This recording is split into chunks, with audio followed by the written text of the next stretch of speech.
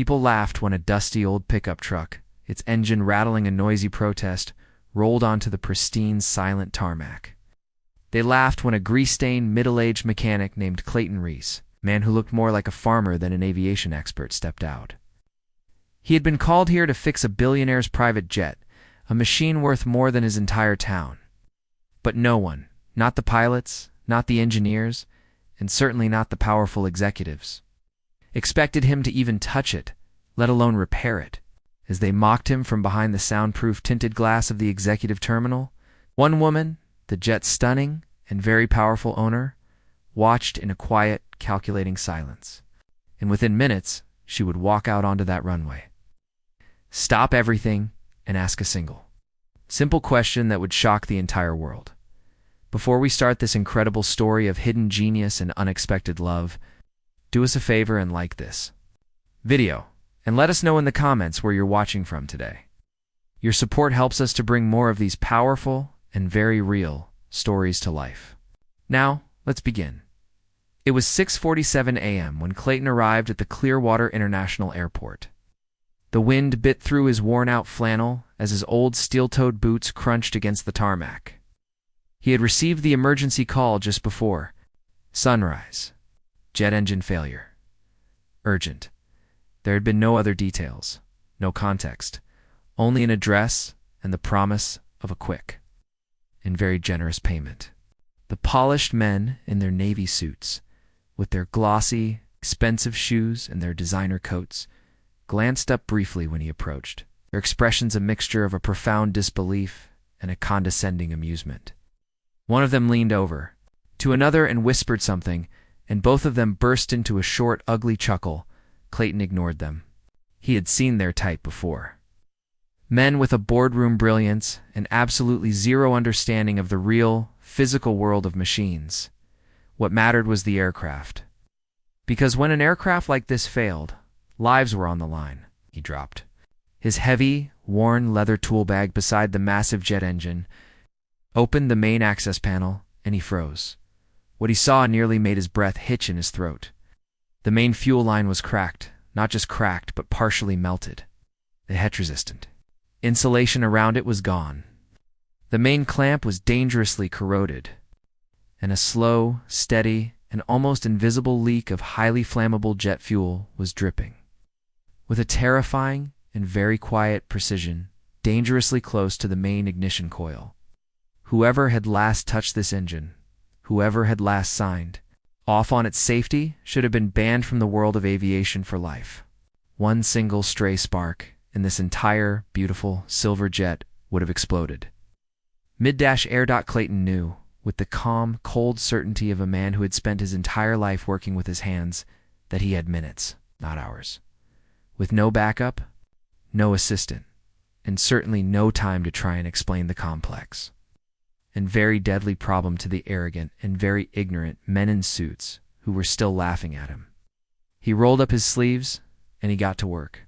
His fingers, which were more accustomed to the simple, honest engines of tractors and pickup trucks, now moved with the sure, steady, and very brilliant certainty of years spent fixing machines in dusty barns, on the hot, unforgiving shoulders of highways, and under the scorching, relentless sun of long Carolina summers.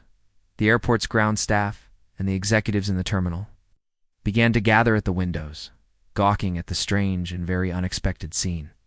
A few of them, the younger ones, began to record videos on their phones.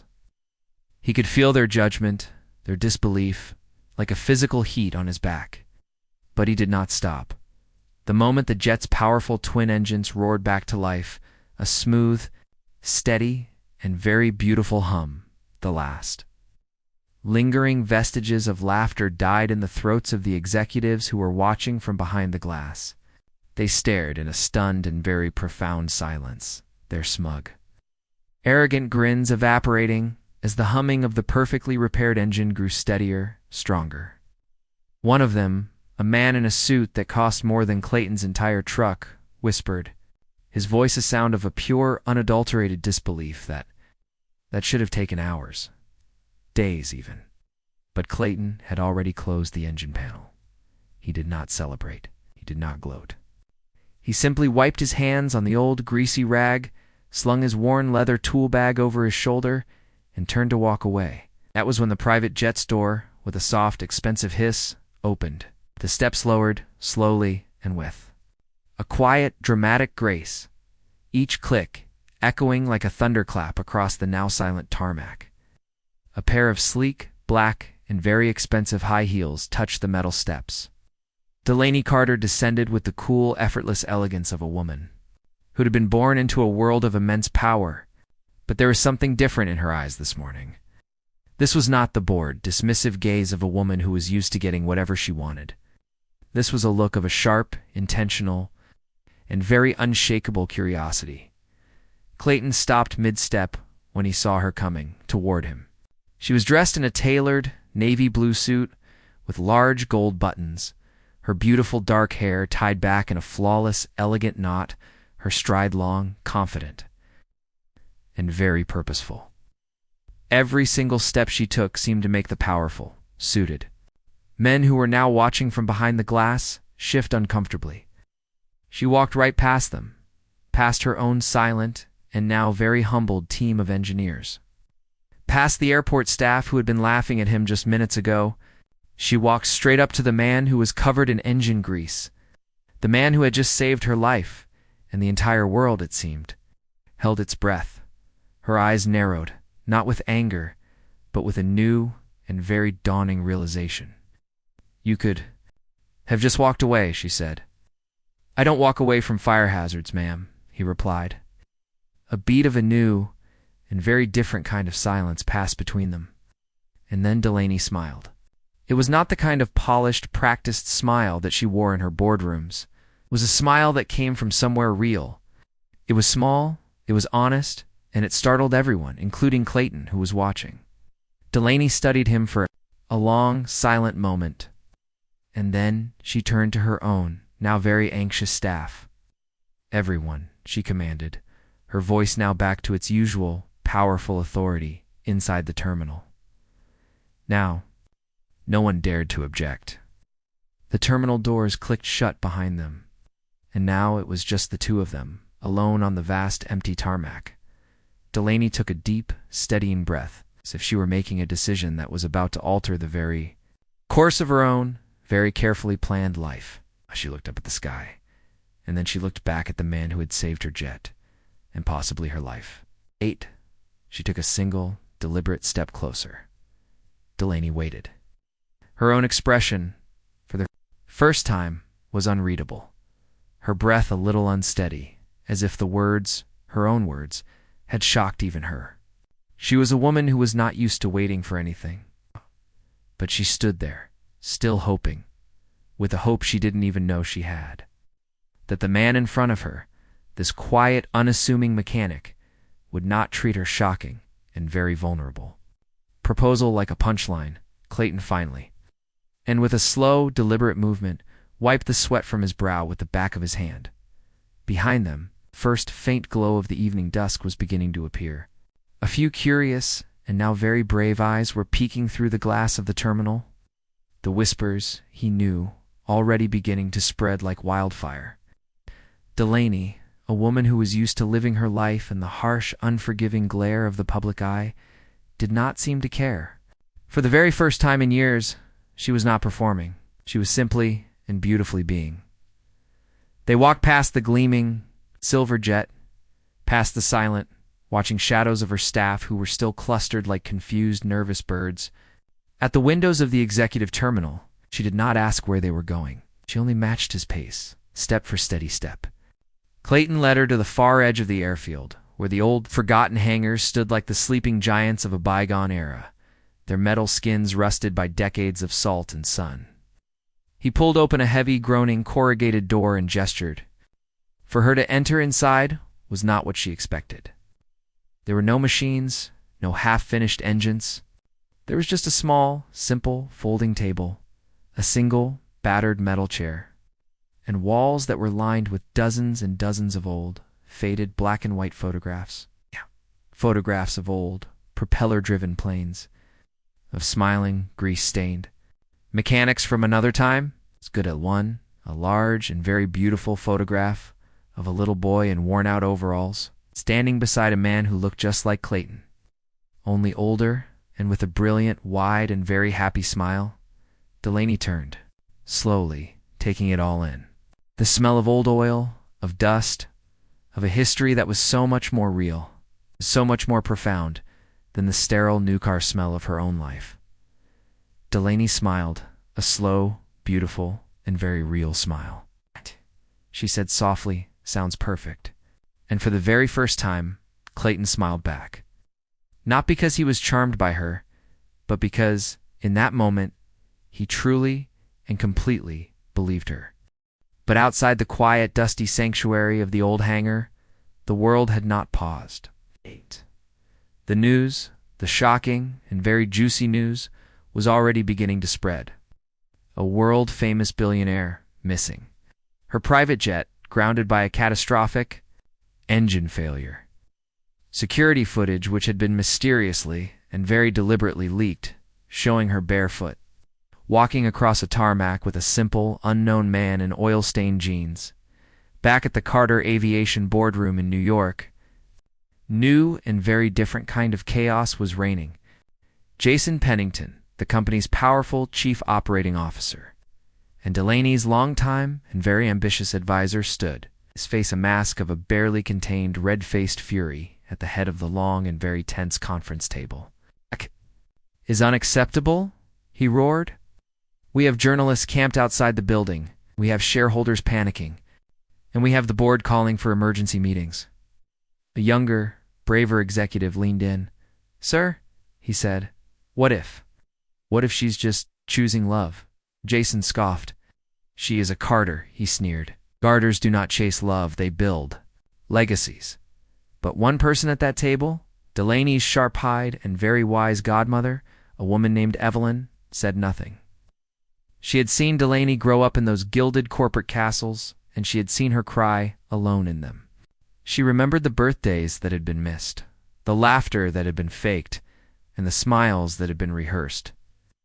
And now, for the very first time in years, Delaney was off script.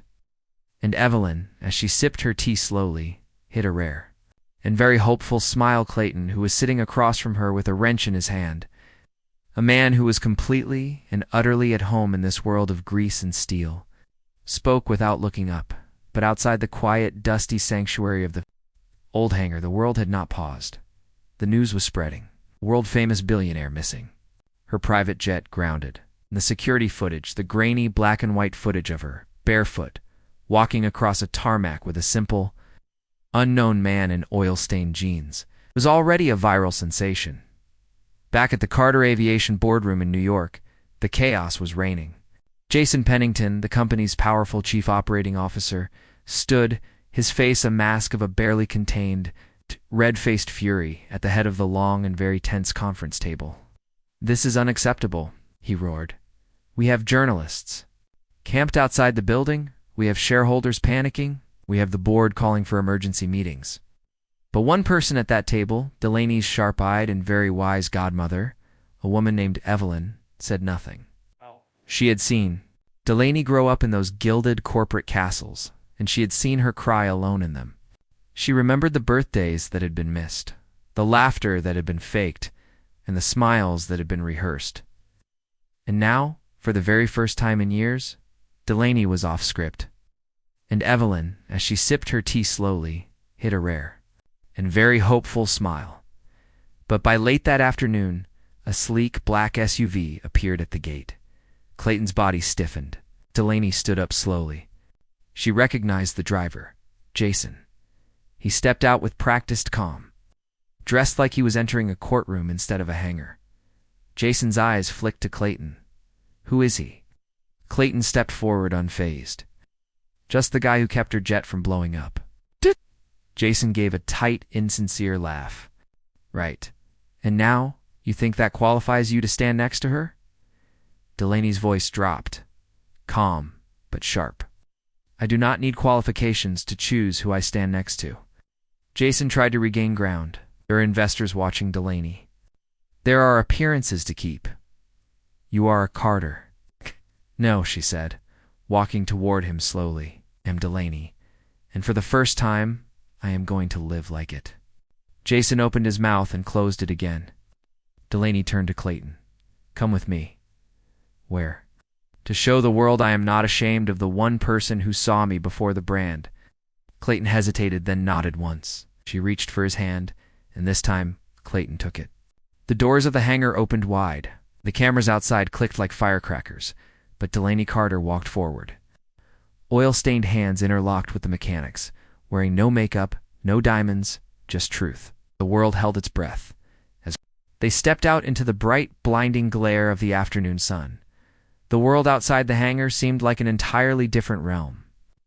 Reporters rushed forward, snapping photos and yelling questions, but Delaney did not flinch. Oh, she did. Not care about their words or their judgment. The only thing that mattered now was the man standing beside her, the man who had seen her for who she truly was. Not the legacy, not the billions, but the person hiding beneath it all. Jason was already in his car, watching from a distance. His face was a mix of disbelief and frustration, his fingers tapping impatiently on the steering wheel. He had never seen Delaney this way, never seen her so unafraid to live on her own terms. The years of carefully crafted personas of board meetings and investment reports, all of it had crumbled in an instant. Clayton stood beside her, his hands still stained with engine grease. He wasn't rich. He didn't have connections. He didn't even own a car that could turn heads. But in that moment, Delaney realized that none of those things mattered. What mattered was that Clayton had always been real. He had never wanted her for her name or her wealth. He simply wanted her. As they walked toward the waiting aircraft, Delon's heart raced. Not from the media frenzy around them, but from the strange peace that had settled over her. She had never felt more alive than she did in that moment. For the first time, she was making a choice for herself, not for the expectations of others. The jet was gleaming under the sunlight. The world outside, continuing its chaotic frenzy. But Delaney didn't care about the world anymore. She only cared about what happened next, about taking the steps that would shape the rest of her life. They boarded the jet, and the doors closed behind them with a heavy finality. The world outside. The investors, the media, the expectations, they would have to wait. For the first time, Delaney was choosing what came next for her. She wasn't bound by the title that had been placed on her from birth. She was free. As the jet soared into the sky, leaving the hangar and her old life far behind, Delaney looked. Over at Clayton, his face was calm, but there was a warmth in his eyes. A quiet understanding that she had been searching for her whole life. Clayton's eyes met hers, and in that glance they both understood. This was not just a new chapter. This was a new beginning. It was just the beginning of the greatest adventure either of them could ever have imagined. The horizon stretched out before them, vast and limitless, just like the future. And Delaney knew, as the jet continued its ascent into the sky, that she had made the right choice. The world might never understand why she did it, but for the first time, she didn't need their approval. She had found something far more valuable, her own. Happiness.